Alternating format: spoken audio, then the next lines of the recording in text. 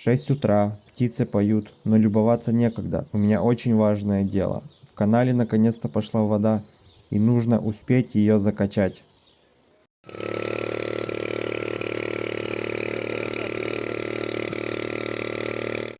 Всем доброе утро, и оно действительно доброе, потому что я успел закачать воду.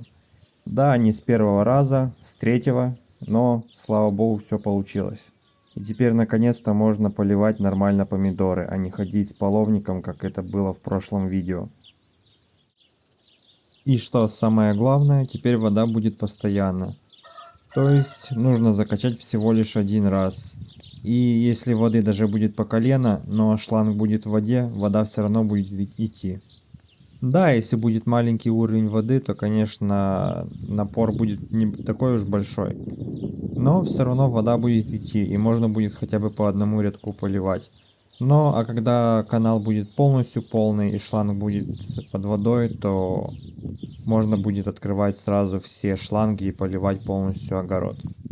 Единственное, что нужно делать, это иногда выходить и переставлять шланги, а также переключать их. Переставлять шланги нужно только где лук посажен, а также зелень и морковь. Главный шланг называется flat, от которого идут все остальные шланги капельные. У него расстояние между кранами 70 сантиметров.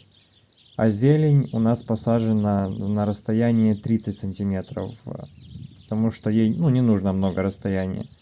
А также лук посажен еще чуть уже, поэтому не хватает шлангов на все рядки.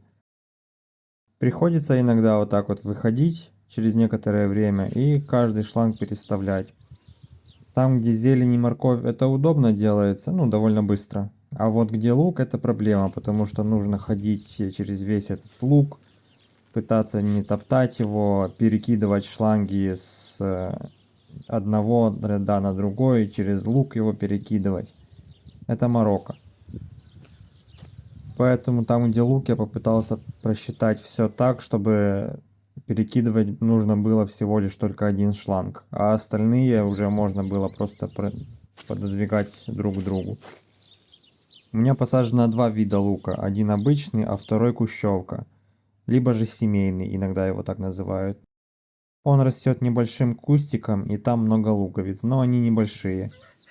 А садим мы его из-за того, что он очень долго хранится. Если его вот летом собрать, то он будет держать нормально форму аж до следующей весны. Поэтому он у нас идет как запасной вариант, если закончится обычный лук. У себя на огороде я посадил два вида петрушки. Но проблема в том, что когда осенью закончится сезон, она будет уничтожена. То есть зайдет трактор с плугом и это все спашет. Поэтому я решил, что нужно посадить петрушку отдельно, в другом месте, чтобы она была круглый год. Только есть одно но, там нету капельного полива и приходится поливать вручную. Но я с этим еще потом разберусь и попробую как-то протянуть шланг. А пока поливаю только вот так вот вручную. Не знаю почему, но кот Алиса постоянно любит пробегать перед объективом камеры. Только замечает ее, сразу же нужно подбежать и пробежать мимо. На сегодня еще нужно также полить клубнику. Я покрыл ряды сухой травой, чтобы влага медленнее уходила, но все равно начинает уже сильно припекать, и земля очень быстро высыхает. Поэтому нужно поливать желательно раз в 2-3 дня хотя бы. Пока только вот так, половником и ведром. Но со временем, я думаю, что-то придумаю, и можно будет уже автоматически поливать. В этом году от этой клубники я урожая не жду. Единственное, что мне нужно, это чтобы были новые саженцы. А именно от одного вида клубники. Это ту, которую я покупал, клубника гигант.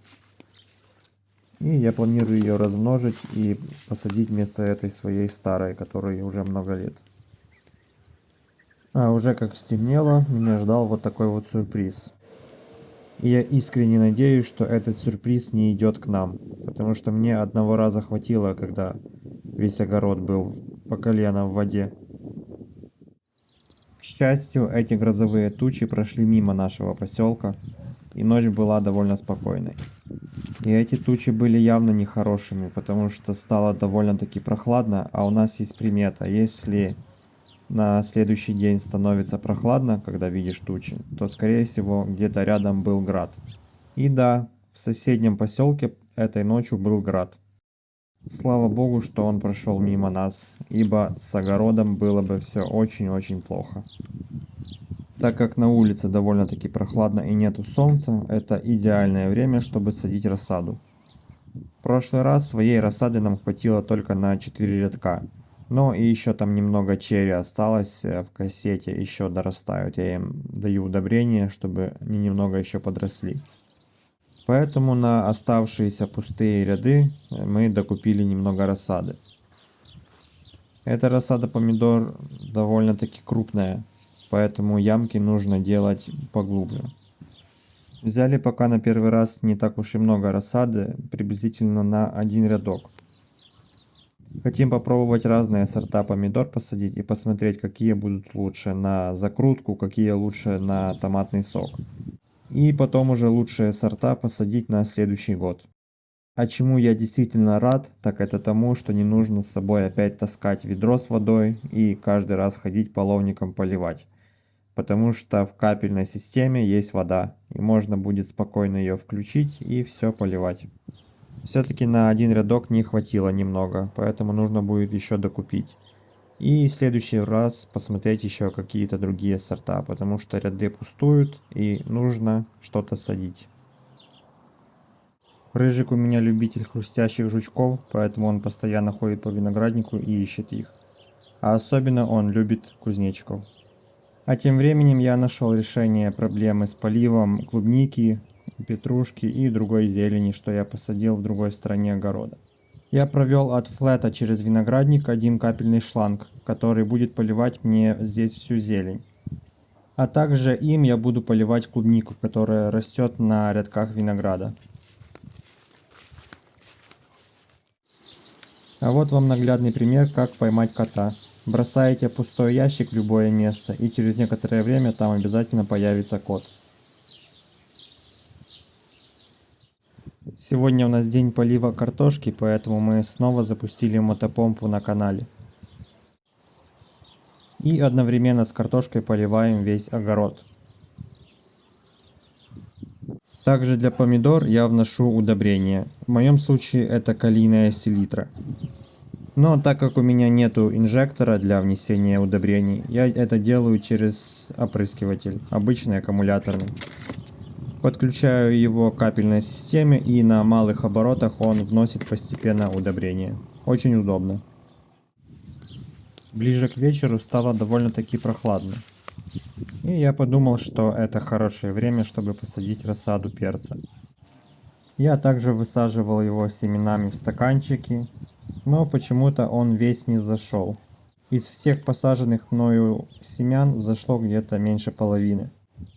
Но и их уже нету смысла держать в стаканчиках. Я им добавлял селитру, и они по сути уже перестали расти. Поэтому их нужно уже пересаживать в землю. Болгарский перец вообще сам по себе очень сложно выращивать. Именно на рассаду. Во-первых, из семян очень долго появляются первые ростки. И где-то неделю, даже больше, ты не знаешь вообще, появится что-то из этого или нет. Просто так поливаешь и надеешься, что что-то вырастет. И даже после того, как появляются первые ростки, они растут очень-очень медленно. У меня для примера была рассада помидор и рассада болгарского перца. Я их садил одновременно, и когда перец еще даже не взошел, помидоры уже были довольно-таки большие. Тем более перец болгарский я вообще впервые выращиваю на рассаду, поэтому еще с ним не сталкивался. А теперь я знаю, что это довольно-таки капризное растение. И если я хочу, чтобы у меня была нормальная рассада перца, мне нужно довольно хорошо это изучить, этот вопрос, и вносить ему удобрения. Хотя я давал ему и янтарную кислоту, пшикал на листья, а также подкорневую подкормку давал селитры, но все равно не получилось так, как я планировал. Поэтому также нужно будет купить еще рассаду болгарского перца, помимо помидор. На следующий день с самого утра пошел дождь, поэтому у меня неожиданный выходной.